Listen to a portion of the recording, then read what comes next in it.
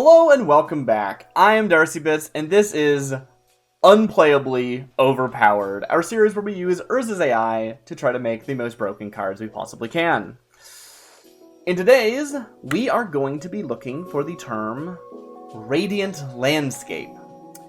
In the past, I have found that landscape is a term that the AI really likes to make like enchantments out of. Enchantments tend to be broken. I don't know if that's going to work from a deck name standpoint. I really don't know how the AI interprets the deck name field of card generation.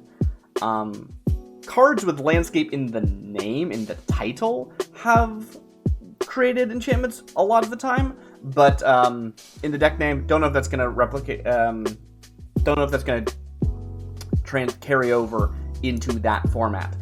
Either way, I think we'll probably see some really interesting things with this prompt. At least it'll probably veer us away from the devils and demons we've seen recently, because apparently I keep accidentally feeding it just the most black and red terms possible without really thinking it through all the way. So, Radiant Landscapes is what we're going with today. With that said, let's get started. Hand of Replication is a 2-mana green instant counter target spell. You may pay 1 and exile a non-land card from your hand rather than pay the spell's mana cost. Return target permanent to its owner's hand. Okay, starting off pretty strong here. This is a 2-mana counter spell in green. Now it does need a target. Return target permanent to its owner's hand. So if there's no permanents on the battlefield, wait a minute, it says permanent, not non-land permanent. This card is actually busted. Starting off strong indeed. 2-mana counterspell in green that you could pay 1 mana and exile a card from your hand instead of paying its mana cost. So as cheap as a 1-mana version, which is not free, but we do know that exiling a card from your hand instead of paying a cost can be significant, and that 1-mana difference could mean everything when it comes to counterspells. So that is awesome. In addition, you get to bounce a just any permanent to its owner's hand. Unless your opponent has no permanents, you should be fine. You can even bounce a land with this, which is pretty scary stuff. Bouncing a land can really set someone back because they can only play 1 a turn, right? So, oftentimes as good as removal when it comes to bounce. But you might still prefer to bounce some scary creator. Depends on the situation. Very flexible card. That is amazing. From duplicate sages to different fractures, duplicates can do wonders. Hand of Replication. Interesting. I don't know what the flavor there is, because clearly it's removing, not replicating, but I don't know. Maybe we've, I don't know. Interesting. Deep Sea Cyclops is a 2-mana, another 2-mana, great. 2-mana red creature, Cyclops. It's a 2/2, Deep Sea Cyclops, gets +1/+1 as long as you control a mountain, taps to add red. Pretty good. It's a 2-mana 3/3, because you probably have a mountain. It's red, you probably have a mountain, not a big restriction. And then you can tap to add red, which in red, I don't know what the going rate for that effect would be, but probably worth it in a lot of situations. It's got decent flexibility. I like it a lot. Is it broken, though? Because that is what we're looking for. The cards that we would feel bad playing. For example, that previous card, I think is very strong. I wouldn't feel bad playing that card. I would feel absolutely fine playing it. That's AI magic. But I'm still going to be saving some of these cards that stand out as really, really good, because I want to make a tier list at the end of this, all the way from absolutely unplayably overpowered down to just a really, really good card. So, is this worth saving? I don't know. Hard to say. Either way, they had seen my tiny size, my ignorance, and my deafness? Oh, maybe they meant like deftness with a T. They were ready to kill, but then they saw my hands. Cool. I don't know if I'm going to be reading flavor text, actually. I like reading flavor text, but that's not the focus of these videos, so maybe I'll avoid flavor text for now, and in a future series, we will have it be a flavor text only shenanigans. Mighty Enforcer is a 3-mana blue and red 2/3 avatar. It has vigilance and tap, draw a card. That's pretty good. Okay, that's very good. You can attack with this, block with this, and then still draw a card? That is excellent. That's so good. Again, I don't feel bad for playing this card, but it's still very good. Holy crap. There is no cause so righteous that I will not sacrifice my own life to protect. What? Only if it's really righteous will I not sacrifice my life. I just said I probably wasn't going to read flavor text. I feel like if a card stands out as a really cool card, I'm going to probably read the flavor text, is the thing. I'm so used to sifting through card after card after card and having kind of nothing interesting. So all of these really interesting ones just have caught me off guard, and I'm just reading every little scrap of text about them because they're worth looking at. Radiant Sojourner is a 3-mana 1/1 green elf. For green, target creature you control gets +1/+1 until end of turn. A very good pump effect. Not too expensive. Oftentimes these pump effects are attached to like a 5 or a 6 cost body. So I think that's actually pretty dang good, what we're seeing right there, which is pretty cool. But not amazing either, right? We see this a lot in AI Magic, so it's nothing that's too exciting. Very, very strong. But it only hits one creature. You know, you gotta pay 1 for 1. I don't know. The fact that it hits things other than itself is what makes it exceptionally good. Extinction is a 2-mana green instant. Kicker of generic and green. You may pay an additional generic green as you cast a spell. Destroy target non-black creature. Okay, so this is a Doomblade, I believe, in real Magic. Except it has Kicker, which has no benefit. You're just allowed to pay it. I don't think this is broken. I think it's very good. I think that, like, yes, you would always play this, but I'm never going to feel bad for playing this. Like, it's a Doomblade. It's fine. The Levinay seek nothing but the end of things. Seems... Oops. Scrolled a little bit too fast there. Granite Shard is a 3-mana green instant. Radiant Land... That's not the name of this card. Deals 2 damage to target creature. Sometimes I rule, hey, if you know it's supposed to mean its own name, just let it be its own name and pretend, but I'm not going to really worry about that right now because, well, it's not very good, so it doesn't matter. Forbidden Healer is a 3-mana 2/2 red human druid with tap, untap target creature. I'm sure that's very strong and can go infinite. It could go infinite with itself if you somehow gave it an Inspire trigger, but that's not good enough. It's the Inspire trigger that's the broken one, not this. Steel Spring is a 2-mana red instant. Target creature gets +1/+0 until end of turn. Draw a card. That's fine. You might run that. You might not run that. It's not broken. Hidden Terrain is a 2-mana blue instant. Draw 3 cards, then reveal the top 3 cards of your library. If a land card was revealed this way, you may put it onto the battlefield. Reminder text. Do this before the spell resolves. Okay. Ignoring that reminder text for now. We'll get to it. This is a 2-mana spell that you draw 3, and then if there's a land in the top 3 cards of your deck, you get to cheat that into the battlefield. This card is fantastic. This is why I'm always so hesitant to include card draw spells in my, that's broken list, because I've seen such broken card draw spells. I know what the AI is capable of. It can make, 1-mana draw 7s. It can do some nonsense. So, but 2-mana draw 3 seems pretty good. I was expecting it to be draw 3 then discard 2 or something, but no, it's draw 3 with upside. I can almost see the grass growing beneath my feet. Zool, Fiend Lord. Hidden Terrain. Yeah, beautiful spell. Beautiful spell. Verdant Charm. I wonder if this is choppy on your end. In my preview, when I'm scrolling, it's choppy when I scroll, and I don't know what's up with that when I scroll. Verdant Charm is a 2-mana blue instant. Draw a card, then discard a card. If you discarded a non-land card this way, draw a card. That's a cute design. I quite like the design of this. It's not broken at all. It's 2 mana, draw 1. It's not broken. But it's like... It's 2 mana loot. If you looted away a non-land, you get to draw an additional card. Which is really cool. It's like draw 2, discard 1. But you have to discard a non-land.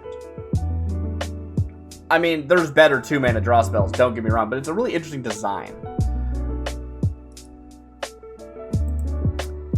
Ionian Charm is a 4 mana blue instant. What I like about this is I'm seeing like non-creatures a lot. Our previous attempts have been very creature focused, which makes sense. The search terms were like Leviathan and stuff. They were like clearly creature words. Did I ever look for Leviathan?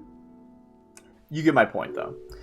Target creature gets +1/+0 until end of turn, untap it. Bad for 4 mana. Hero of Bladehold. That is a real card name, I believe. Hero of Bladehold is a 2 mana 3/1 red human knight. Hero of Bladehold can't be blocked by black creatures. Huh. Okay. Sure. Swarm of Racking Grubs.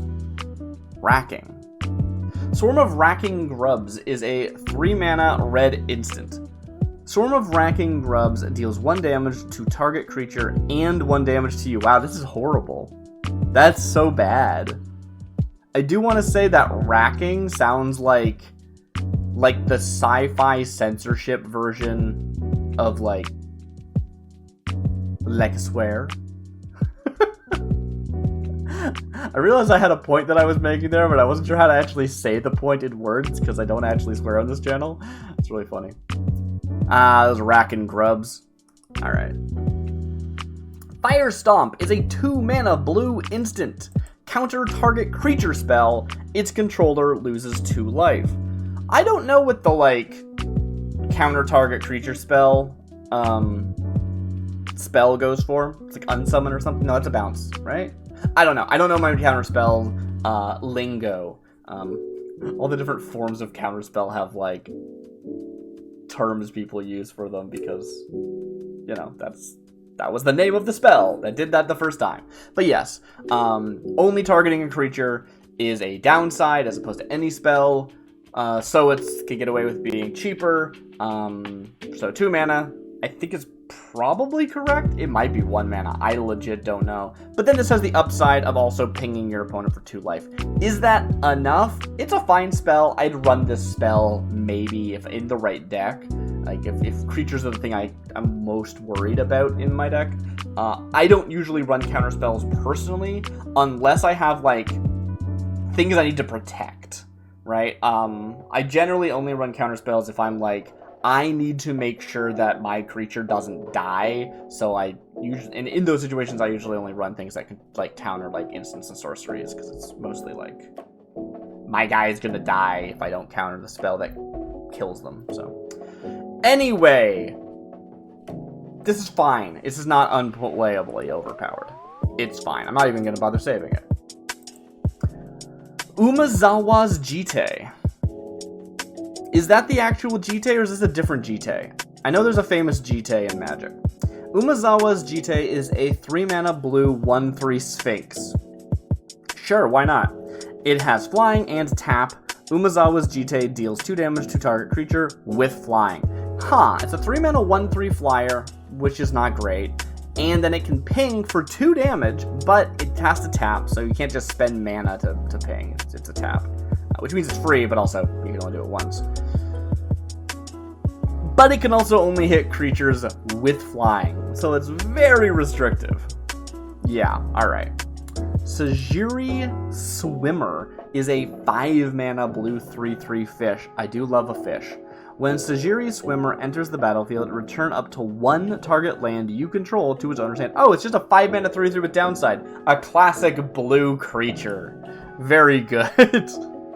Kavu Unleashed. 3 mana, 2/1 red Kavu. Tap, destroy target artifact or enchantment. That's pretty good. Can't hit creatures, which is a shame, but like, as far as artifact and enchantment removal, you could do worse. Now, the weird thing about artifact and enchantment removal is often you want it at instant speed. You want to just be like, all right, there's a thing and I need to get rid of it now, and then you kill it. Playing Kabu Unleashed and then having to wait for it to untap, if this had haste, this card would be really cool. Without haste, it's not that interesting, honestly. What I think the benefit of this one is that you could play it early and just have it be a 2-1. It's 3 mana for a 2-1 though. If you're not immediately using that effect, is it that good? I think probably no.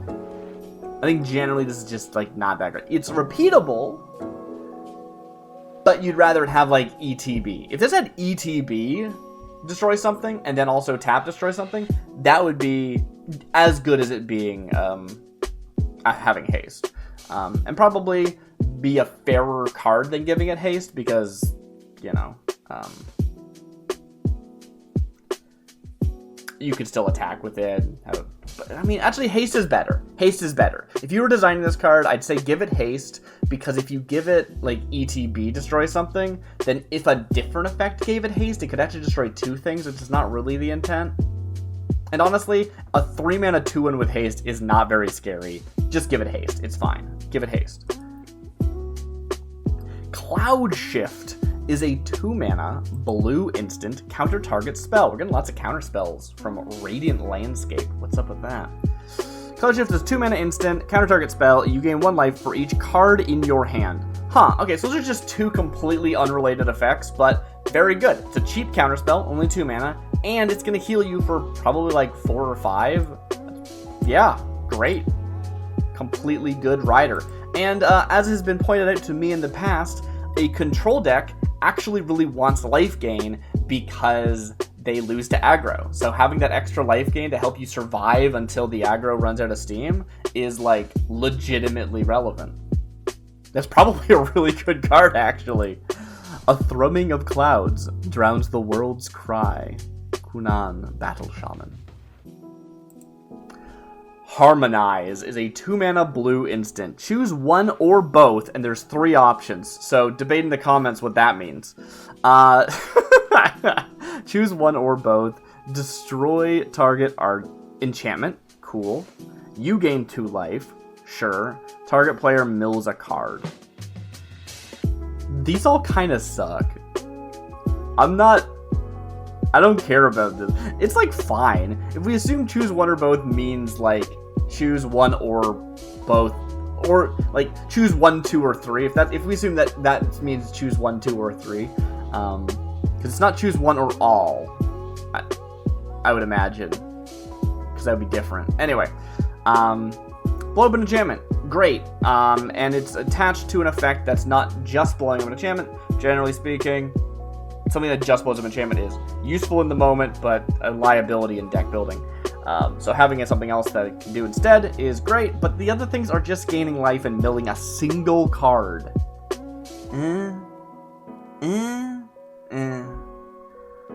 When the world is what you make of it. Oh wait, no, it doesn't say when at all. Where did I get the word when from? The world is what you make of it.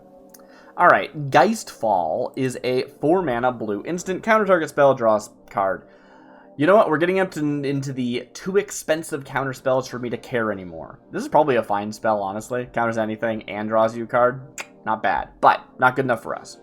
Sylvan Scouting Patrol. I've gotten so used to these good cards that I'm going slowly. I gotta pick up the pace again. Sylvan Scouting Patrol is a 3-mana 2/2 green elf scout. Tap to add green as long as you control an elf, such as itself. Sylvan Scouting Patrol gets +1/+1. So this is a 3-mana 3/3 that can tap for green. That is fine. If it's tapping for green, it can't really be attacking. I guess you could block with it and then tap it on your opponent's turn or something, but seems kind of not that big a deal. Channel the Tide is a 3-mana red instant. You gain 3 life. Bad. Alabaster Shards is a 4-mana blue instant Radiant Landfall, which is a, flavor word? Is that the terminology people use? I don't remember. Is that right? It's like landfall. Oh, it actually says landfall. Never mind. Radiant landfall. Whenever a land enters the battlefield under your control, you gain 1 life. Okay, so a couple things. Did I say I was going to come back to something and then just didn't? I feel like that happened early in this video. I had a point. Don't remember what it was. But yes, this is an instant, and it's 4 mana, and then it has a when a land enters the battlefield under your control. There can't be a when. If there was, like, until end of turn, whenever a land enters the battlefield under your control, you gain 1 life, that could be kind of interesting, and, I don't think it would be good, but, like, it would be a design that would function. Interesting enough, because landfall, we think of landfall as meaning when a land enters the battlefield under your control, do X. It's not actually a keyword, though. It just denotes that there is an ability that cares about land entering. Landfall on like non-permanents, I believe, do exist, and they are instead worded, if a land entered the battlefield this turn, do a thing, right? Because they're one-time effects. They're non-permanent. What's weird about that is I feel like I've never seen a permanent with a landfall effect that is worded, like, when this enters the battlefield, if a land entered the battlefield this turn. Which, like, if I saw that, I would be disappointed, because landfall is so much cooler than that, but also, I'm kind of, like, it's kind of surprising, because we have precedent for that style of landfall in non-permanents. I'm going off on a tangent here, sorry. But the point being is, landfall cards should trigger the same turn if... They should ETB if a land enters the battlefield this turn, do their effect, and have landfall. That's what I'm saying. That was a weird point for me to ramble into. Anyway, this card doesn't even function. Impromptu Thought, that sounds like a blue spell, yep, is a 3-mana blue instant. Look at the top 2 cards of your library. Great. Put one of them into your hand, the other into your graveyard. This card's bad. Alrighty then. The Tree of Lothia. Lothla? Lothla. That's an L. The Tree of Lothla is a 5-mana green sorcery. Search your library for up to 3 basic land cards. Reveal them, put them into your hand, then shuffle. Ew. Sorry, I thought it was going to go into the battlefield, and I was like, that seems pretty okay. Is that actually worth it for 5 mana? I'm not entirely sure. And then they just went into your hand. So, woo! They even have to be basic lands. If they didn't have to be basics, this would, like, maybe have value. It's 5 mana, draw 3, but it's like tutor 3 cards. Anyway, its fruit can inspire a mighty deed. Thicket Brawler. That's a good name. I like that. Thicket Brawler is a 3-mana 2/2 cat. Oh, that's rad. It has haste and must attack each combat if able. I kind of like this card. I don't think it's good enough. Like, must attack each combat if able is a downside. A significant downside. It's a downside. Let's not undersell how much of a downside that is. Attached to haste is pretty cool. If this thing was cheaper, if this was like a 1/2 or like a 3/4, 3/4 would not be enough, like a 2/4, I'd be kind of into this. I just also like the design of Thicket Brawler. Do you think Thicket Brawler is like a cat or like a Leonin? I don't think it would be like a Leonin, but like, you know, probably more like one of the, like the tiger Leonins. You know what I mean? Like that one legendary tiger. Can't remember what their name is. Anyway, Orcish Rouzuer. I don't know this word. Is this a real word? Huh. Interesting. Orcish Rouzuer is a 3-mana 2/1 red orc pirate. Whenever Orcish Rouzuer or another creature you control dies, you may create a treasure token. It's an artifact with tap, sacrifice this artifact, add 1 mana of any color. Okay. Always have to check reminder text. 3 mana for a 2/1 that whenever a creature you control dies, create a treasure. Seems pretty good. The theme is solid too. It's an orcish pirate. Things dying, making new treasures. I like it. I do love the orc pirates. Orc pirates are one of my favorite, like, things that I guess exist in real Magic, but I've seen them more in AI Magic, so I associate it more with that, weirdly. I don't know, but Orc Pirate is just a cool idea. I like it. Take the rating out to sea. It's beautiful. It's just a great way of doing, like, we want our orcs in this, like, fantasy setting, in this, like, piece of fiction, to not just be, like, barbarians. So we want them to have, like, society, so they built, like, boats. But they're still orcs at heart, so they're gonna go out raiding. Even though now that they have boats, they're still doing that. It's great. I love it. I like this card. I don't know if it's broken. I don't think it's broken. I would not feel bad playing this card. It doesn't just win the game, you know? But, cool card. Spectral Procession is a 3-mana blue instant. Choose one or both. Creatures you control get +1/+1 until end of turn. Nice. Each creature you control gets +1/+1 until end of turn. That's just the same effect worded 2 different ways. That's so funny. What? So it's 3 mana, creatures you control get +2/+2 until a turn. That sounds pretty good. I don't know what the going rate for this effect is. Certainly isn't the sort of thing I'd go, that's broken, we can't allow that. That's too strong. But I am curious, like, I think it's probably pretty good. I would run this. This is decidedly not unplayably overpowered. I would run that. Acidic Slime is a 4-mana blue instant. Create a 1/1 green insect creature token with flying. You gain 3 life. This is a 4-mana 1/1 that ETBs gain 3 life. This is nothing. Alright, cool. Goblin is a ringleader? Goblin Ringleader. Okay. Goblin Ringleader is a 2-mana 2/2 red goblin. Whenever Goblin Ringleader or another goblin you control dies, you may have target player lose 2 life. Okay. I mean, that's legit. I don't know if this exact effect exists. I feel like it must. Yeah. This exact effect probably exists. This is a very goblin-y thing.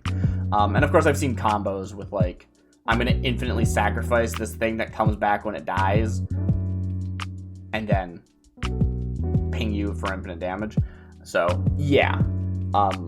I'd have to check to see how this compares to that actual effect in real Magic. But either way, very strong. Has a lot of potential for... That's an interesting point. I was about to say it has potential for, like, exploitation, right? Potentially you could do some shenanigans with it. And that's an interesting point of, like, when I look at a card and I go, this is unplayably overpowered, is that because it itself, played with no shenanigans, is broken? Or is it because it could be exploited to become broken, right? And some of these definitely fall in the camp of, like, this could be exploited to become broken.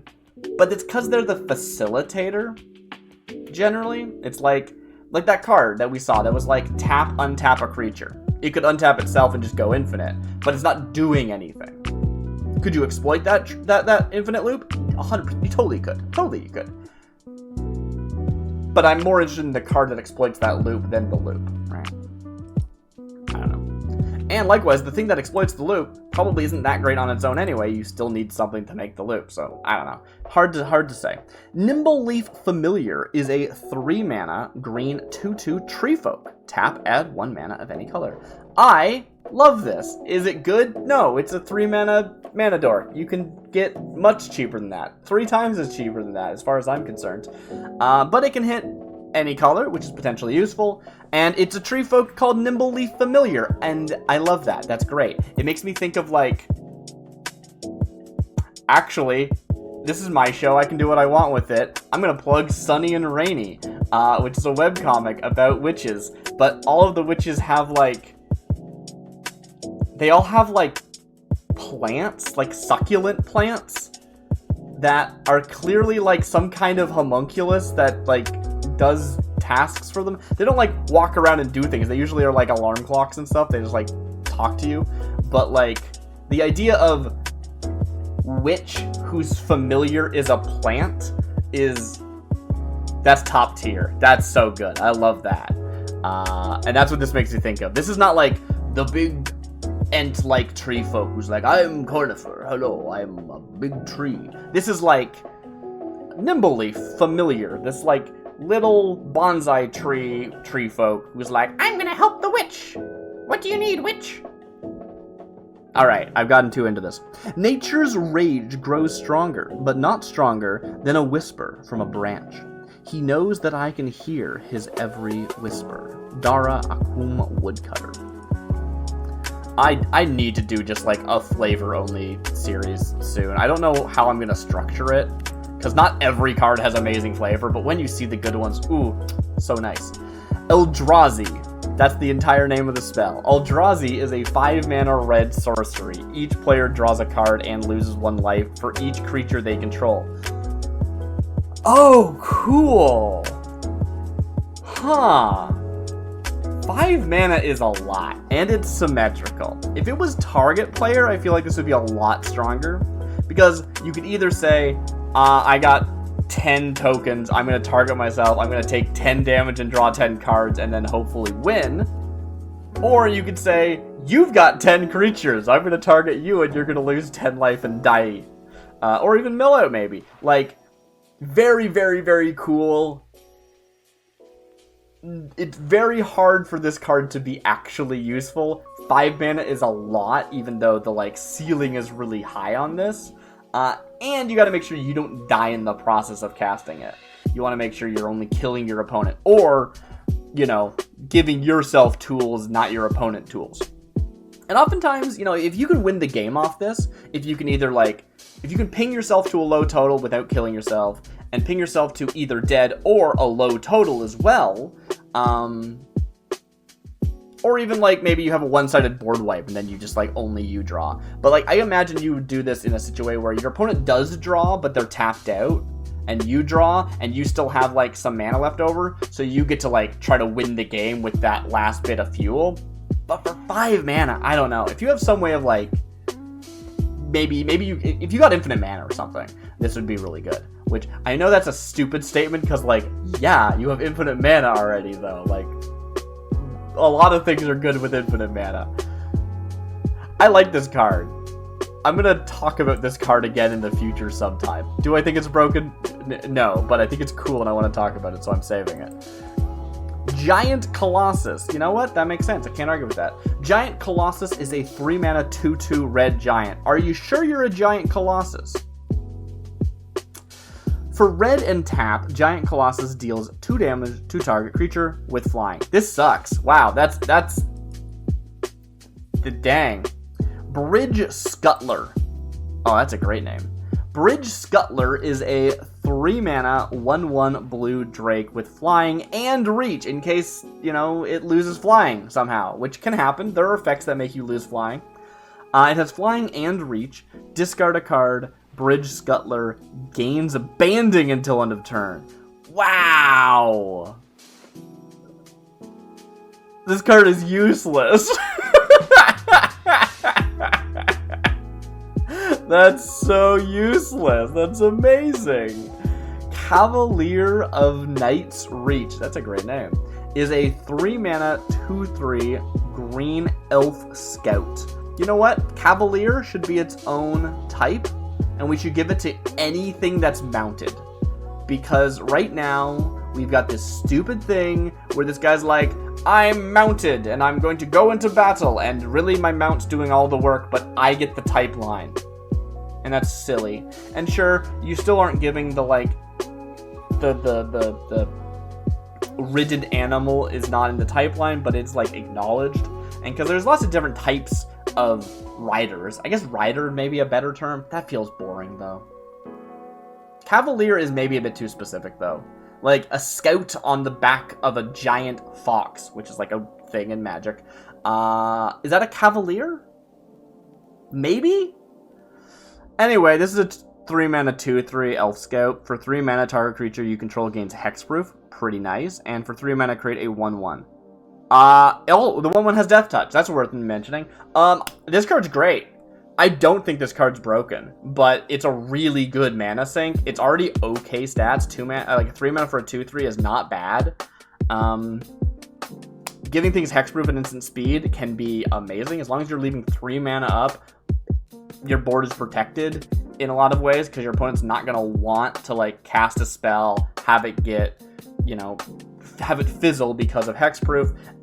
And then, like, in a weird way, it kind of gives your board, like, ward, like, pay for and cat, like, could you do that? Okay, wait, I just went off on a weird tangent. What I was gonna say is, right, like, the first time something gets targeted, it gets countered, is kind of what we're saying, right? You're gonna pay 3 and counter something, and then from then on, hey, you've already spent the 3, maybe you don't have the mana up anymore, the next spell does get through, right? Which means that the ward is, ward, target this with a spell, and then counter that spell. Right? Like, what? There's gotta be a better way of wording that. I'm moving on. I will save it. It's a cool card. It's not broken. Also it makes snakes, which is just a great thing to do with a mana sink. You leave some mana up for some instant speed interaction, nothing happens, you make a 1/1 snake. Beautiful.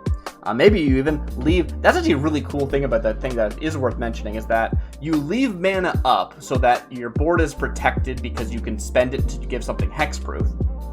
And then if your opponent doesn't threaten you with something that you want to cause the fizzling, then you spend that same 3, because they're the same cost, to make a snake.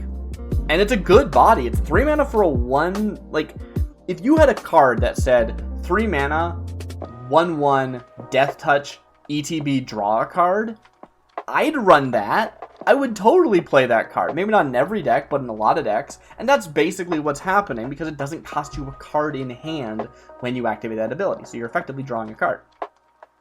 I hope that made sense. Phyrexian Metamorph is a 3 mana, 3/1.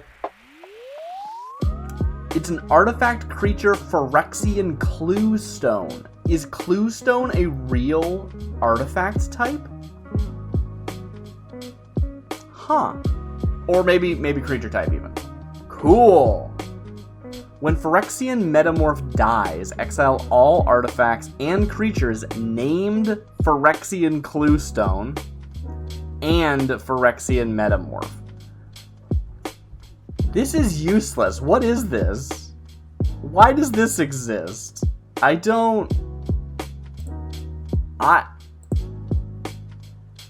This is nothing. What? Alright. Cool. I feel like I want to save this but put it in a different folder, because I don't need this. This is not relevant to the project at hand at all. It's not good, but I want to, like, look into Cluestones later, I guess.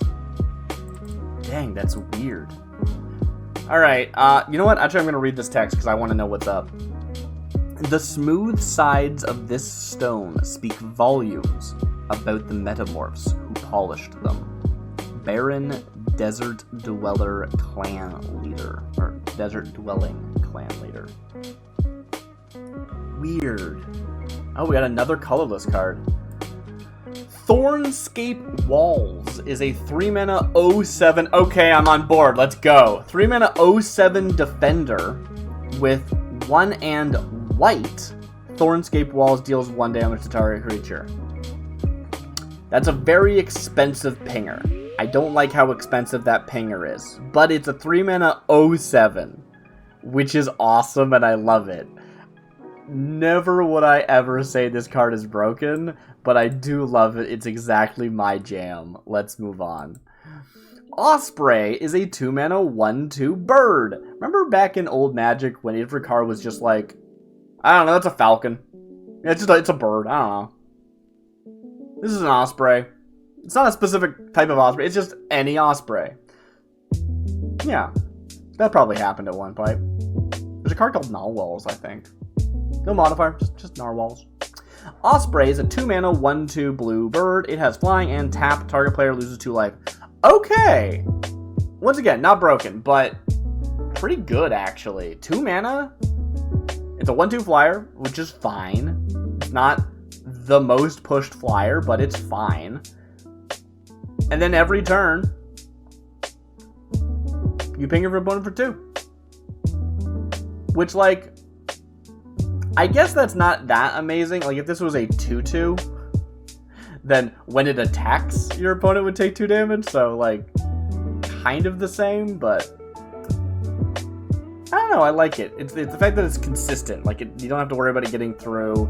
You can even block with it and then still do the 2 damage. I think that's the big deal here. It's kind of like being a 2/2 with Vigilance in a lot of ways, because you can get your attack through and then you can also block. But if your opponent has flyers, which is why you'd want to have a flying 1/2 blocker generally, you don't have to worry about getting through. I quite like it. Valakut Prodigy is a 5 mana, green 4/5 tree folk. Spend only mana produced by creatures you control to pay any amount of life. What? Okay, I don't even know what that means at this point. It's rare that the AI makes something that just makes no sense at all. So I treasure it when it does. 5 mana for a 4/5. Static ability. Spend only mana produced by creatures you control to pay any amount of life. What I think that this actually means, well, what I think it actually means is nothing. But if this card existed, I think what this would say is, when you would pay life, pay mana of an equal amount that was produced by creatures. Right? Like, which is a weird idea. First thing I'd like to say is, where I thought this was going is, like, spend only mana produced by creatures to cast this spell, which would be a really fun design. I love the idea of, like, a tree folk that's, like, I don't know, like, maybe it's, like, a 3 or a 4 mana tree folk, but it's, like, a 7 or 8 power thing, and it could only be cast by dorks. That feels so green. That's such a fun idea for a big, dumb Timmy green thing. Where it's like, it's cheap, but you have to pay for it with creature mana. Woo! It's big, but it's got this, like, restriction. And it incorporates the fact that green likes to make creature mana. That's actually really cool. I like that a lot, actually. Do that. Does that exist? That probably exists. That feels like something they've already done before. But that's not what we're talking about right now. If that was what this says, this is 5 mana for 4/5. That's a bad design anyway. But the concept is cool. What we're talking about here is, could you have an effect that said, while this is on the battlefield, if you would pay life, instead pay mana? Sometimes that's going to be relevant. Usually that's a downside, because paying life is the way you get to, like, cheat mana, right? Oftentimes we'll pay life instead of mana because that's cheaper. We have 20 of it at the beginning of the game, as opposed to starting with 0 of it and gaining it through the game. You know this probably, so it's not worth me mentioning. But I mentioned it anyway. Point is, in some situations that might be relevant, and that would be an interesting effect. You could also do something where it was like, I think there are effects in the game that are like, your opponents cannot pay life, period. They just can't do it. And I hate those effects. They're potentially very strong. They're going to shut down certain things. They're relevant tech cards in a meta is, like, the proper way of saying that. If you don't know what any of that means, fair enough. Magic is weird. But I don't like them. They're just kind of like, I'm going to shut down your deck instead of accelerating my own deck's plan, which is kind of boring, right? Generally, like, for example, if you're playing Commander, please don't play a thing that says, when creatures die, exile them instead. You're shutting down so many people's decks, it's just boring. They're just saying, oh, I guess I don't get to play my deck. Why do that? That's not interesting. Just don't. Anyway, everyone wants to play their deck, and you want them to play their deck too, because otherwise, you don't get to play the game, and that's the fun part. Anyway, this is like an interesting alternate version of that. It's still shutting down, like, you can't pay life, but yet you can pay mana if you still want the effect, which I just think that's kind of interesting. Because it doesn't mean the spell is just a dead spell that you can't cast in your hand anymore. Now it just has an alternate cost of mana. It costs more mana now. Still probably not useful. I should move on. I've been on this card too long. Squeeze Vandals is a 3 mana, 2/1 red goblin. It's vanilla. Squee likes to recruit goblins to do all the work. He has trouble trusting anyone but himself. Squee. Squee talks in the third person. I'd believe that about Squee. If someone told me that Squee talks in the third person, I'd be like, yeah, probably. Sandstone Drake is a 5 mana green 0/0 lizard. Ooh. Sandstone Drake enters the battlefield with 4+1/+1 counters on it, so a 5 mana 4/4. For 2 mana and removing a counter from Sandstone Drake, put a counter on Sandstone Drake. Well, that's generally bad. It doesn't even go infinite. If this just said, remove a counter from Sandstone Drake, put a counter on Sandstone Drake, all you need is one thing that says when you put a counter on something, put 2 counters instead, and it goes infinite. But here, it's going to cost you 2 mana, so probably not that good. Probably not very useful. This could just say 2 mana, add a counter, and it would still probably not think it's that good. So, yeah, I don't think this is very good. A Greenlander couldn't survive the fierce battles of Khazal. Cool. Lightcaster Adept is a 3 mana blue 2/2 fairy wizard. It has flying, and when Lightcaster Adept enters the battlefield, if you cast your second spell during your upkeep this turn, draw a card. What? That's so specific. This could just be a 3 mana 2/2 flyer that ETB draws you a card, and I'd go, it's fine. It's probably pretty good. I'd run that, and I'd move on. But instead, you have this extremely specific, condition, which is that you have to have cast 2 spells this turn, both of which during your upkeep, effectively. Before this ever gets cast. You have to cast 3 spells in a turn to begin with. Not to mention, well, yes to mention, I'm mentioning it right now. I mean, don't get me wrong, you can cast spells during your upkeep, that's fine. That's a thing you could remember. You'd be like, remember in my upkeep where I cast 2 spells for some reason? Because I cast a second spell in my upkeep, not even like, during your upkeep, you cast 2 spells, it's like, the second spell that you cast this turn was cast during your upkeep. Which is the same thing, but it's just weird. I'm moving on. Baru Moot is a 2 mana red 2/1 human wizard. For red and tap, sacrifice Baru Moot, destroy target non-artifact creature.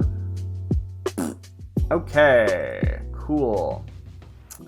Fiery Gambit is a 3 mana blue and red instant. Choose one. Destroy target artifact. Okay. You gain 2 life. Sure. Fiery Gambit deals 3 damage to any target. This card's probably fine, honestly. It's not very good. It feels kind of appropriate for a choose one card, right? They're modal, so they're not that great. 3 mana, deal 3 damage to a creature, to any target. Not amazing, but hey, if that's the best you have in your hand, you'll play it. It has a use case. Gain 2 life, probably the worst mode. You almost never care about this, but yeah, maybe sometimes you do. I don't know. And then destroy target artifact. Great. If you have to destroy an artifact, you're going to be glad you had it. I think this is just worse than a Braid, if I remember correctly, but yeah, sure. Whirler Virtuoso is a 2 mana 1/1 blue merfolk wizard. For blue, tap target creature. No, wait. Target creature gets +1/+1 until end of turn. Cool. So we saw previously a spend 1 mana, get +1 to a creature. How strong was that card? I'm gonna quickly take a look at that. so that I can really... Yeah, it was Radiant Sojourner, which is a 3-mana 1/1 for a single green. Target creature gets +1/+1 to the end of turn. So this is target creature gets +1/+1 to the end of turn. Same effect for blue, and it's 1 mana cheaper. So, again, they're fine. They're good effects. The fact that they can offload to someone else is the important part, right? The fact that if this was like a 5-mana 5/5 that you then spent to like make big, that's probably pretty good. But as a 2-mana 1/1, if it could only buff itself, not that great because you got a long way to go before it's useful. You don't want to be paying every time for the buff. But letting yourself just get there, letting yourself just sink the rest of your mana into something that was going to be attacking anyway because it was like a 5/5 flyer is great. So put this on that creature, not this creature. You will always be near to me. I will always be near to you. Urza. Obsidian Maw is a 4-mana 3/4 blue Eldrazi drone with Devoid, so it's not actually blue, but it costs blue. Whenever Oblivion Maw deals combat damage to a player, you may exile that many cards from your hand. You may play those cards this turn.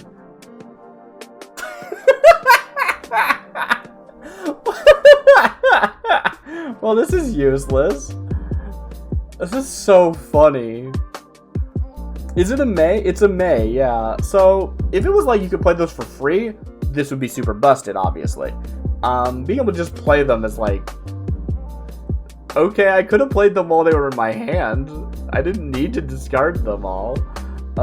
That's so funny. And it's only this turn. It's not like you can play them until the start of your next turn or anything. Because that could be potentially useful, right? If it lets you cast them until the start of your next turn and you had like 10 cards in your hand and you were going to have to discard down to 7 anyway, like exiling 3 of them and then being able to play them for until the end of your next turn, potentially useful. Actually a use case. The only thing that I can find that's actually relevant here is the fact that there are some cards that care when you cast something from exile. So theoretically, you want to cast them from, like, you want to exile them and then cast them from exile. That's like better for you than just casting them, but like, that's very specific. And the payoff like requires this other combo piece that doesn't exist in the context of this card, right? If the card can do both things, right? If it also had a line... Because you see that sometimes, right? You see an effect that seems kind of weird, but then you read on and you go, oh, that exists so that you can always activate it, right? For example, like... I know in the last unset, there was a card that was like, whenever you roll a die, do blah, and then it has like 6 mana, roll a die, and you're like, that's a lot to roll a die, but like, okay, I guess, right? Like, there's no actual reason to roll the die, according to the ability, but the fact that it is attached to a creature that already says when you roll a die. It doesn't need to say, roll a die and gain X effect.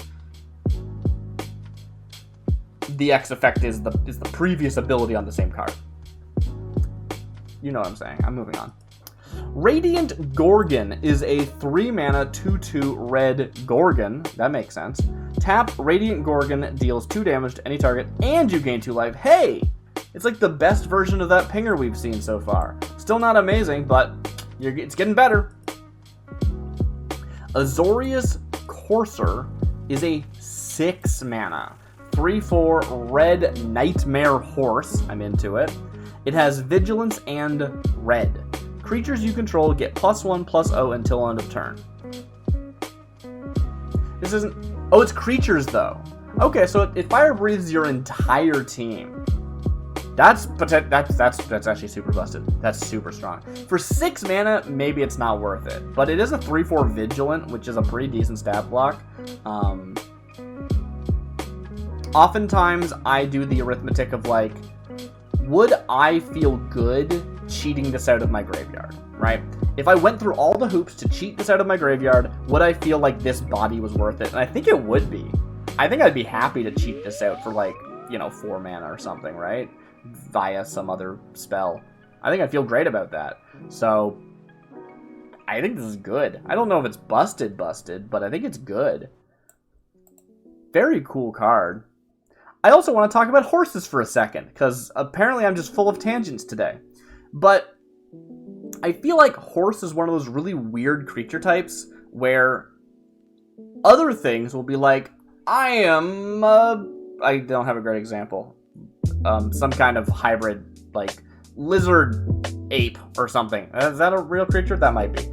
But horses are not considered, it's not just enough to look like a horse to count as a horse.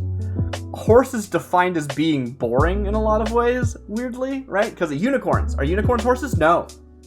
They could have been angel horses, but they're not. They're unicorns. It's its own thing. Are centaurs horses? No. They're not just elf horses. They're centaurs. It's its own thing. Which is, I think, super fair for that one. They don't even have a head. They don't even have a horse head. Like, they're not a horse. But nightmare, if I'm not mistaken, and I could very well be mistaken. I am not checking this right now. But I believe existing nightmares in Magic are actually depicting like demonic horses, and they're not considered nightmare horses. They're considered nightmares, because that's what a nightmare is. The mare in nightmare is a pun. Right? Like, if you crack open your ye old monster manual from D&D, you'll see nightmare in there, which is a demon horse. It's a fiendish horse. It's not a demon horse. Demons and devils are a whole thing. I'm not getting into it. But because nightmare is already a horse, it doesn't also get to be a horse. If they printed a card that was like unicorn horse, I would have so many questions, and I have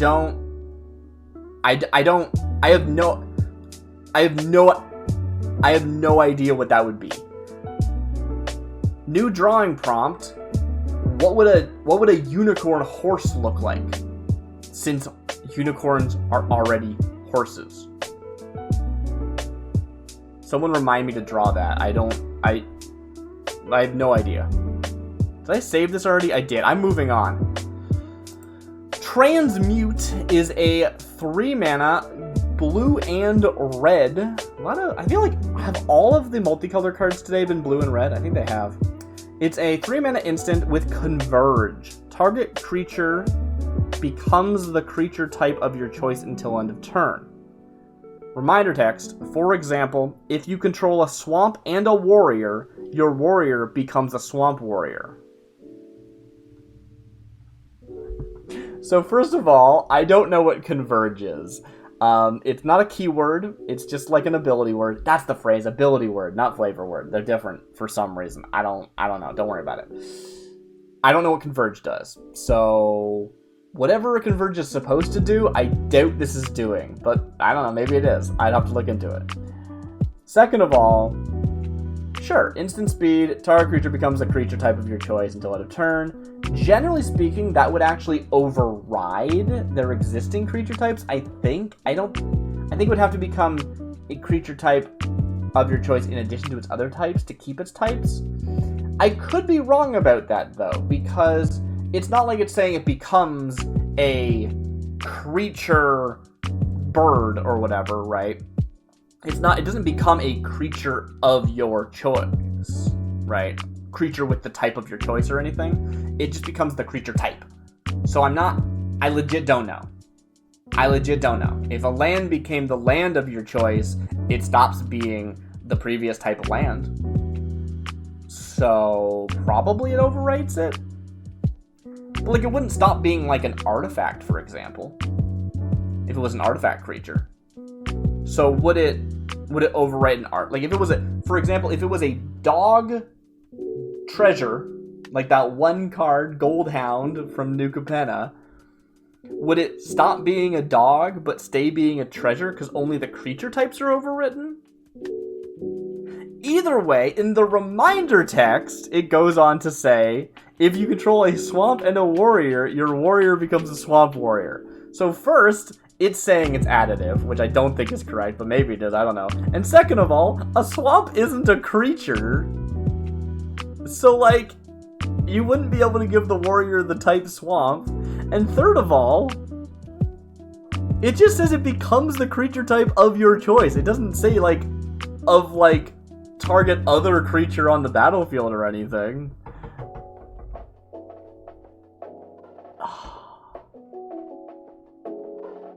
Anyway, this brings me back to my previous conversation in some other series. Don't even remember where I talked about it. But does a type need precedent for it to exist? Right? Could you turn something into the creature type swamp, which is distinctly different than the land type swamp? I don't know. Moving on. River Guide is a 5-mana 1/3. This is gonna be good. It is an elf scout with green regenerate River Guide. Great. Moving on. Edgewise is a 4-mana blue instant. Return target creature you control to its owner's hand. If you control no creatures, sacrifice Edgewise. That doesn't even mean anything. Hey, we got a green and red spell. Bounty of the Valiant is a 5-mana red and green sorcery. Radiant Land, which is not the name of the spell, deals X damage to any target. X is not defined. This is nothing. Moving on. Orzhov Console is a 3-mana 3/2 red human shaman. When Orzhov Console enters the battlefield, you may exile target card from a graveyard. If you do, you gain 3 life. So it's a 3-mana 3/2 ETB, exile a card from a graveyard, which is always useful tech. It's always useful to be able to do that, so that's fine. And then if you do, you get 3 life. This is a fine card. This is a perfectly normal, reasonable, fine card that is not terrible and not broken. Let's move on. Wildcat Alley Beast is a 5-mana 2/3 red beast. Whenever you gain life, you may pay generic. If you do, put a +1/+1 counter on Wildcat Alley Beast. Oh wow, it's like one of those things that gains a counter every time you gain life, except you have to pay for it.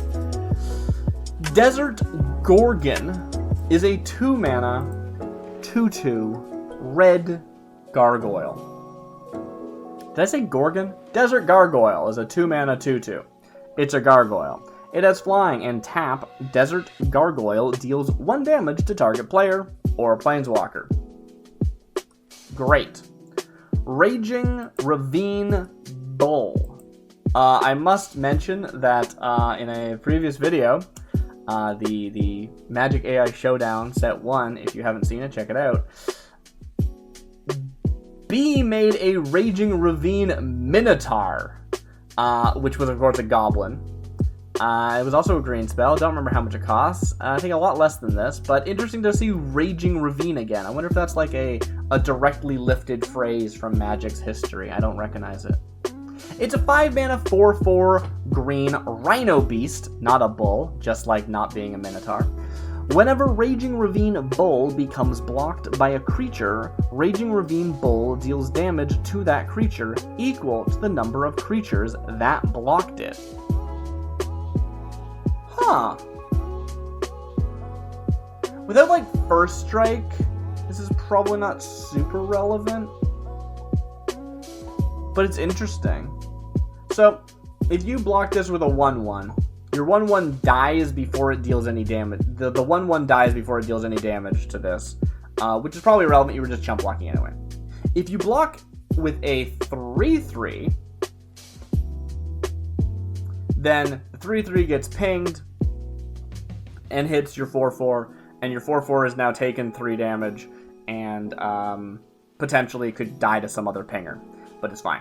If they block with a 5/5, instead of surviving, the 5/5 gets pinged for 1, and then they trade.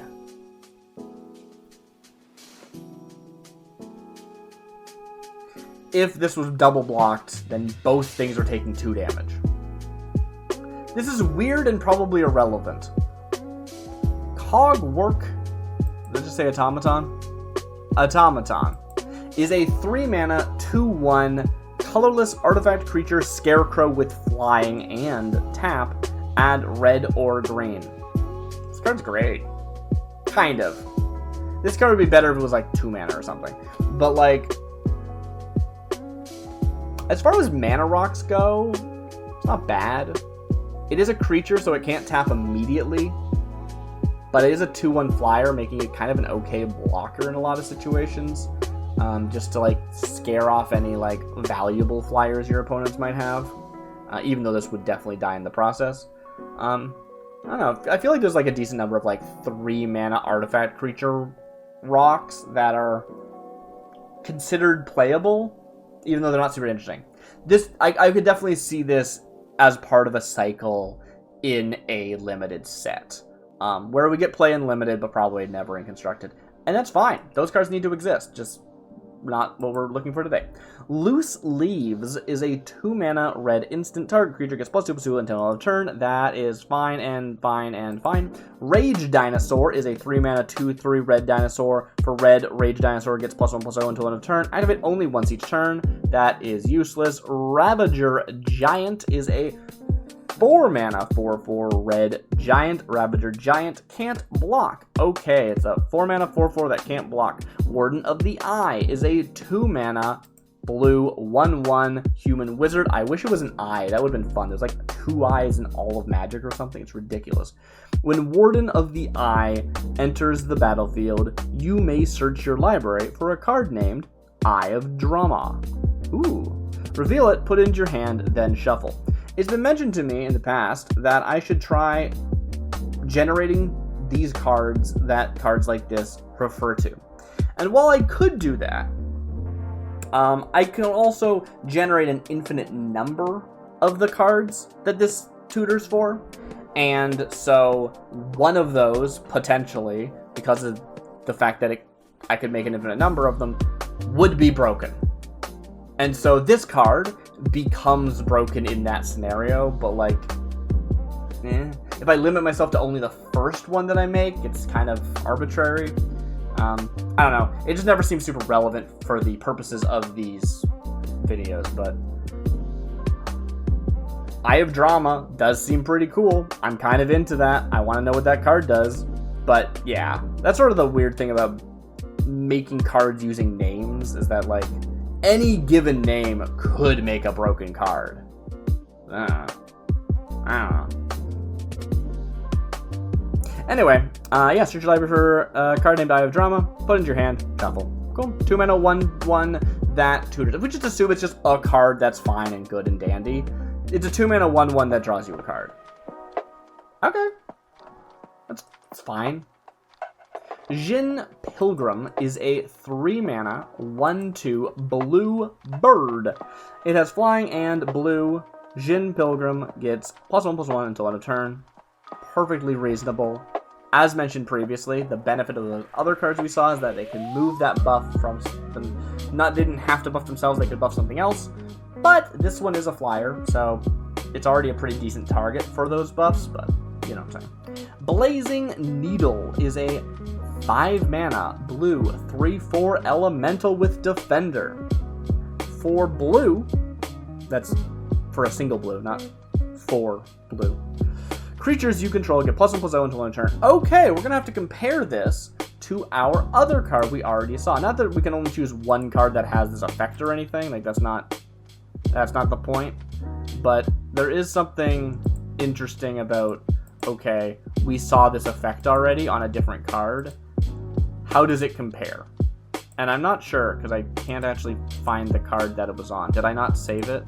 Am I silly? Hope that clicking's not too annoying.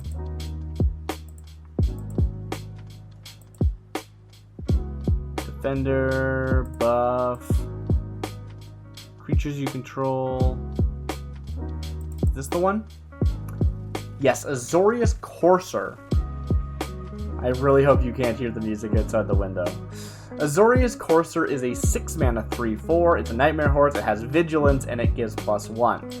This, on the other hand, is a 5-mana 3/4. So, pretty similar. Same stats, but it costs 5 instead of 6.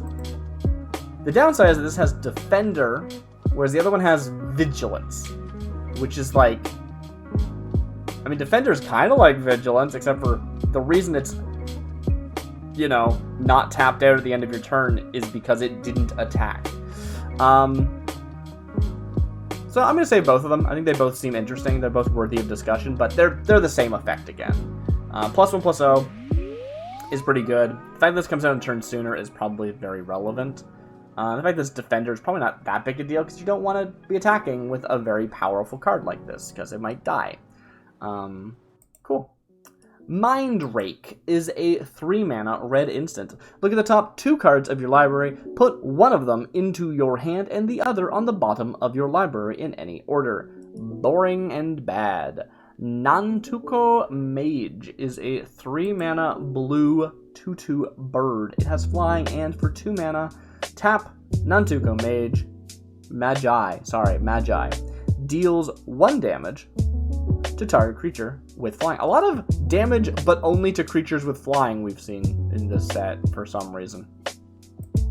Witch's Familiar is a 4-mana blue 2/3 merfolk wizard, which is kind of weird. I don't think of like a Witch's Familiar just being another person, but I guess like Familiar is just like a witch intern, right? Tap, draw a card, then discard a card. That's fine, I guess. I wouldn't run that.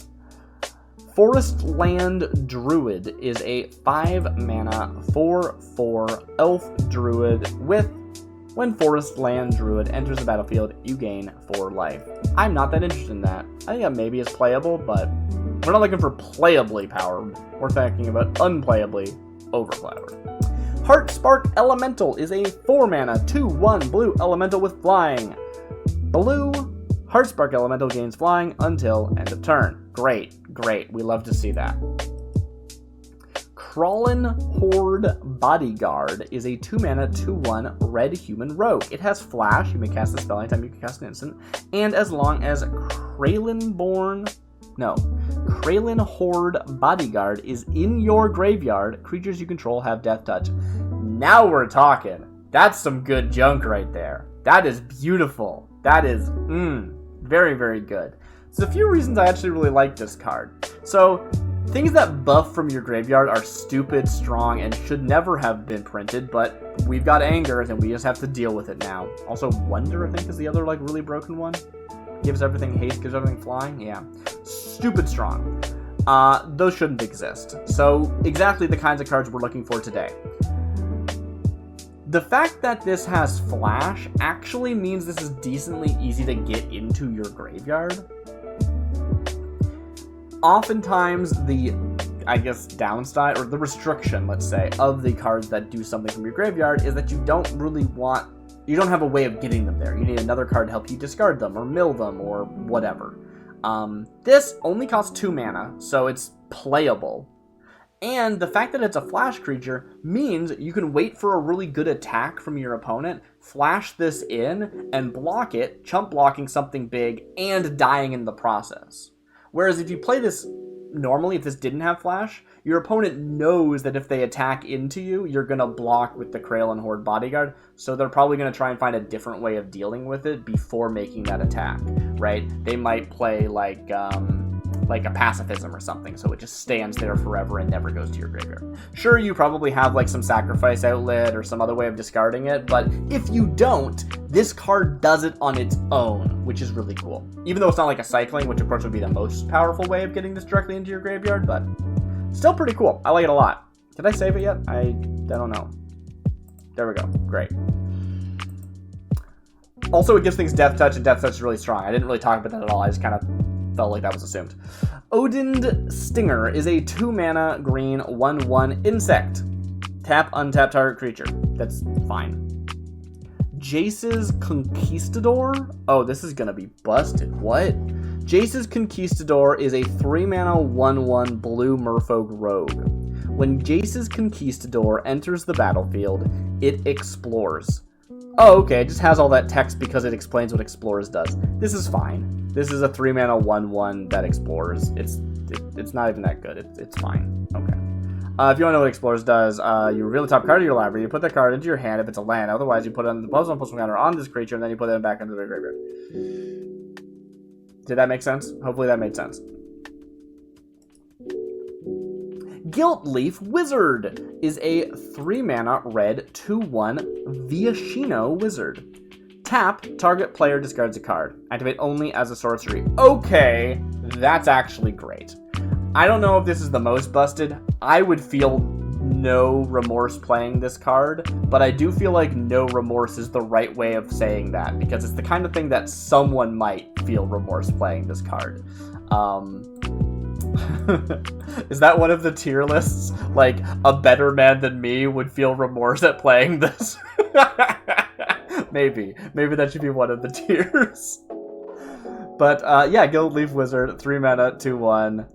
Repeatable target player discards, pretty good. They get to choose the card, but you can do it every turn. Like, who cares that it's... I mean, yeah, the sorcerer speed is legitimately a downside, but not like a huge downside. Right? You're probably not blocking with this anyway. I told you my country was out of the fauna. What? Out of the fauna and flora business. That makes more sense. It seems I was wrong. I have no idea what's going on there. But Viashino Wizard's a cool idea. I feel like we've never seen any Viashino Wizards. I might be wrong about that, but I feel like they're more like warriors and maybe shamans. They're not very like wizardly. Dragonborn should have been Viashino. Twin Hydras is a 6 mana 5/5 green Hydra. Twin Hydras can't block. At the beginning of each end step, each player draws a card. Ooh. Okay. Huh.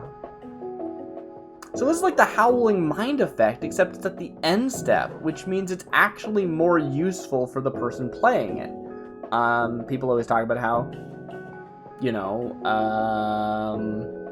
Howling Mind's big downside is the fact that it happens on your upkeep, so you don't get to draw a card until all of your opponents have already drawn a card off of it. If you don't know Howling Mind, it's a famous magic card. It's an artifact from ye olden days.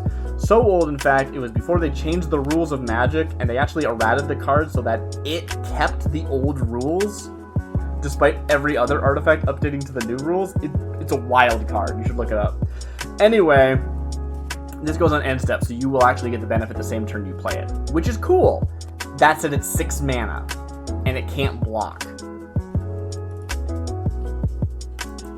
Dimir Dismantling is a 3 mana colorless artifact. For 3 mana and tap, untap target artifact or creature. Activate only during your upkeep. Untap upkeep. This is useless. I mean, it's not useless, it's just like disappointing. Mana Gorger Lizard is a 2 mana 2/1 green lizard. When Mana Gorger Lizard dies, create a 2/2 green rhino creature token. Is that busted? No. Is it good? Yes! It's like a better Doom Dissenter, I think, if I remember how Doom Dissenter works. So, great card. Not gonna feel bad about it. Brilliant Flock is a 3 mana 1/1 blue bird. It has flying and cycling 2. You can discard this card to draw a card. That is not very good unless you have, I don't know, cycling synergy or something. Cleansing Breath is a 2 mana 1/1 red beast. It has haste, and when Cleansing Breath enters the battlefield, put a +1/+1 counter on target creature you control. I like this card. This card is cool. I ran a very similar card in a previous deck once in Real Magic. I quite like the effect. It's not broken. Iron Root Bridge is a 2 mana 0/6 defender. It's a plant wall! There's surprisingly few plant walls in Real Magic. 2 mana 0/6 plant wall defender. Iron Root Bridge can block any number of creatures. Yes! I love this effect. Why is this not in Real Magic more? It's such a cool idea for walls. They're walls. That's what they do. Stone and wood have always complemented each other. The same is true for bridges and wilds. It is a bridge. If you were going to design a bridge in Magic, what would you do? Because bridges are not about keeping people out, they're about connecting places. The only bridges I can think of in Real Magic are like, you could maybe do it as like a land, like it's just like this land happens to have a bridge and that's the most notable thing. Or you could do it as like an artifact, which also feels weird, but like, As a wall, it feels wrong. Where I was going to be going with that is the only bridges I can actually remember from Real Magic are like drawbridges, in which case they still are walls because the bridge comes up and now it's a wall. Moving on, Screeching Harpy is a 6 mana, 5/4 blue bird with flying.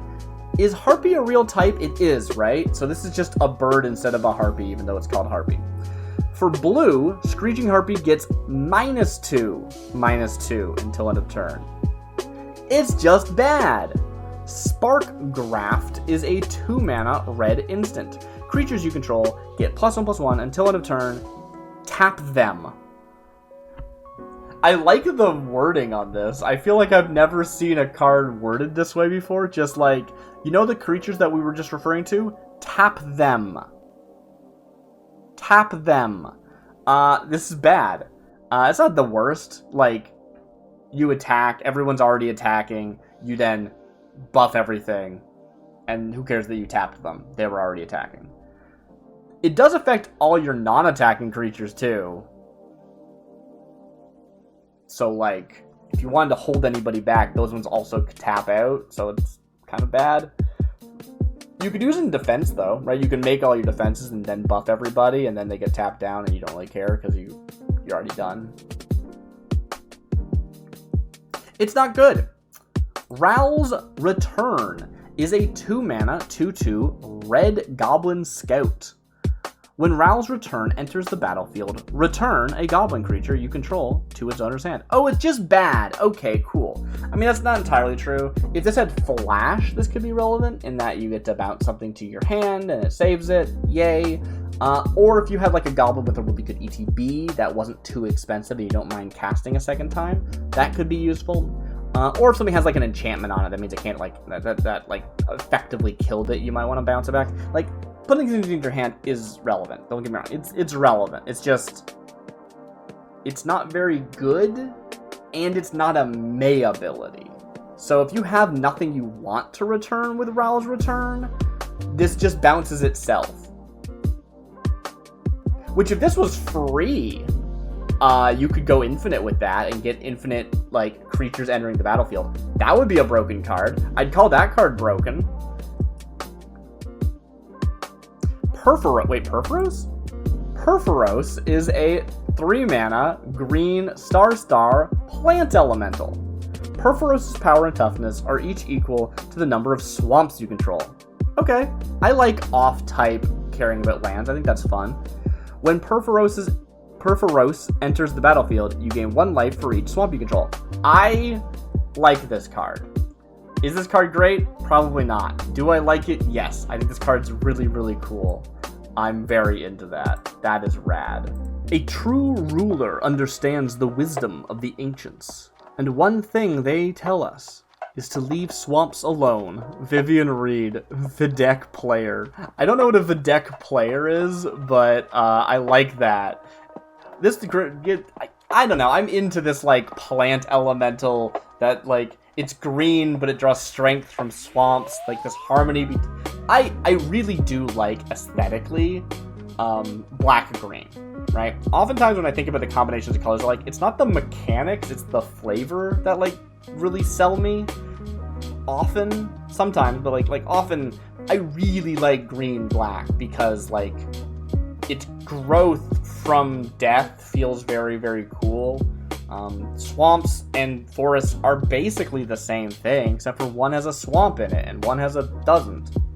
Wait, no. If you put a swamp in a forest or a forest in a swamp, then they're each other. They feel very appropriate. Whereas if you put a forest in a plains, it's not a plains anymore. Anyway. Polished Amulet is a 3 mana, generically costed, that's not the way I word that, colorless artifact. As Polished Amulet enters the battlefield, choose a color. Tap, add 1 mana of the chosen color. I'm kind of amazed that this doesn't actually just exist. This is exactly the kind of mana rock that, like, Wizards has been kind of trying to make for a while, I feel like. It's not any color, because that feels too strong. And it's not colorless, because that feels too weak. We could do any color, but then it comes into play tapped, and nobody likes that. 3 mana is already kind of a lot for Mana Rock, but the fact that it doesn't come into play tapped is a big deal, and the fact that it makes color is also a big deal, but you choose it. Like, either this card exists and I've just never seen it, or, like, it should, and I don't understand why it doesn't. This is, like, very, very strongly not overpowered or broken. It's an actual real card that we should have in Magic. Like, just legitimately a good and correctly designed card. That's really funny. An amulet of wealth can only be afforded by those with means. I suppose that makes sense. Hidden Horses! Hidden Horses is a 4 mana, 2/1 green elf scout. I guess that makes sense. The elf is probably riding a horse in the art. When Hidden Horses enters the battlefield, you may search your library for a basic land card, reveal it, put it into your hand, then shuffle. This is, well, for 4 mana, probably too much, but generally speaking, yeah, this feels like a real card. Change the mana cost a bit, but otherwise, yeah, sure. It's an elf scout that finds you a land, the land goes into your hand. Great. When she returns to the wilds, the echo of her names resounds. Her names. I like the idea of having multiple names. I mean, I guess I do, but, like, you know, whatever. Bluebird Spirit is a 4 mana, 1/4 blue bird spirit. That makes sense. It is flying and landfall. Whenever a land enters the battlefield under your control, you gain 1 life. This seems perfectly reasonable. Maybe a little expensive at 4 mana, but perfectly reasonable. Skyfire Phoenix is a 5 mana, 4/4 red flying haste. Red Phoenix with flying and haste. At the beginning of your upkeep, sacrifice Skyfire Phoenix unless you sacrifice 3 lands. Oh, okay. I thought this was going to be good. What? Ah, dang it. I was actually really expecting, as I was reading that, I was like, are they actually going to make, like a Phoenix that resurrects itself? Like, I feel like it's a big ask to ask the AI to actually properly identify that cards that are Phoenixes always have a way of coming back from the graveyard. That's kind of their thing. But wow, I almost thought they were gonna, like, a 5 mana 4/4 with flying and haste, that's pretty good. If then it later said at the beginning of your upkeep, you may sacrifice 3 lands. If you do, put Skyfire Phoenix onto the battlefield, I'd be like, yeah, that's a legit card. It's a pretty expensive, like, resurrection cost, but it feels pretty reasonable. I wouldn't put it, like, that seems like a card. But instead, no, it's a cost to keep it around, not a cost to resurrect it. So, yeah, that's bad. Unfortunately bad. Skyship Apprentice is a 3 mana, 2/2 blue human wizard. It has flying, and when Skyship Apprentice enters the battlefield, it deals 1 damage to each creature without flying. I do love the idea of flyers that just, like, ping non-flyers, just, like, hate on non-flyers. It's really funny to me. Just, like, yeah. Skyship Apprentice. You know, the flavor of this card, the art of this card would show, like, somebody on, like, an airship, right? But they're, like, I don't know, like, mopping the deck or something, and they accidentally knock, like, a box of tools off the side, and it's falling on a bunch of people. And they're like, oh no! That's what happens. They accidentally knocked something off the skyship, and it landed on somebody. In theory, he is about to be chosen by the Magi to join their ranks, but only in practice is he sure of anything at all. Aw, that actually is kind of sweet. Not sweet, but, like, I get it. Like, the sentiment is there, right? I can relate to the, like, you know what, in theory, anything's possible, but I need to actually do it for me to feel confident that it can be done. I think I'm gonna save that card. I don't know if this card's, like, it's not really worthy of discussion, I don't think, but I like it. It's going in my, I just feel like saving this card pile, not actually in the, like, this is relevant for discussion in the future pile. Heat-Seeking Missile is a 3 mana red instant. Heat-Seeking Missile deals 1 damage to target creature. If you control a creature with flying, you may untap that creature and remove it from combat. Huh. What an interesting card. 3 mana kill, like deal 1 damage is like kind of not much of a thing. It's kind of whatever. It's pretty bad, in fact. But whatever, I could see it. I could see it being relevant. But the idea that you could say, okay, you're not going to die, but I'm going to remove you from combat, which is interesting. I guess the thing is that if you're attacking and somebody blocks you with something, if you heat-sinking missile it, your guy is still blocked. But I guess they don't die in the block, but yeah. Whereas if something's attacking you, you can ping it and say remove from combat. But you'd rather have just killed it. I don't know. I don't know. Compared to like a thing that would kill something, it's not very exciting. But what should the going rate for that effect be? 1 mana? Probably 1 mana. Secret Doorkeeper is a 2 mana 1/1 blue human wizard. Whenever Secret Doorkeeper attacks, exile target non-land permanent and opponent controls. Yes! Yes, that is good. Yes!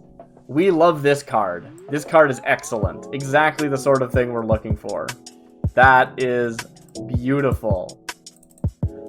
Oh, I love it. It's just like, let me show you this door. They send them through, and then they close the door, and it never comes back. They've been exiled. They're not even dead. They're just in a weird pocket dimension forever. To think the door would ever open was to set it spinning on its hinges. And yet here I am, about to close it once more. I love this card. This card is excellent. This is my jam right here. Oh, that's so good. That's excellent. White Kami is a 2 mana 1/1 blue bird. Sure, why not? It has flying, and for 2 mana, White Kami gets +2/+2 until end of turn. Cool. It's sort of a normal 1-for-1 pump, except for you have to pay it 2 at a time. It has flying, so it's fine, but not amazing. Crackshot Skimmer is a 3 mana 2/1 Goblin Rogue. It's a 2/1, it's red, it taps to add red. It's kind of expensive for that effect, but it's probably fine. I'd probably run that card. It's just not broken.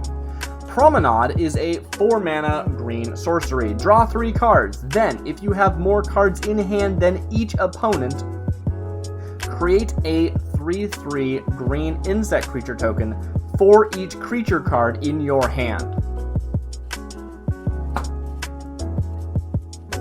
This card's great. I love this. Now, maybe you won't have more cards in your hand than your opponent. That's a shame. If it didn't have that restriction, wouldn't be that big of a deal. But you're probably going to cast this when you already have some creatures in your hand, so you can get some 3/3s. This card's... Oh, I love this card. This card's so cool. What? Oh, this card's great. With every step, I get closer to home. If I get there before the bugs do, I'll have won. Solok's Change Lord. Dang. Oh, that's so cool. Oh, I'm very tempted just to end here on this high note, but I think I'm going to do one more. One more. This is about to end. One more. We're done after this one. I'm calling it here. Pyroclastic Elemental is a 3 mana star red elemental. Pyroclastic Elemental's power and toughness are each equal to the number of creatures you control. Whenever Pyroclastic Elemental deals damage, destroy all creatures. Wow. Huh. So it's a minimum of a 1/1. If you attack with it and it gets blocked, all creatures die. If you attack with it and it doesn't get blocked, all creatures die.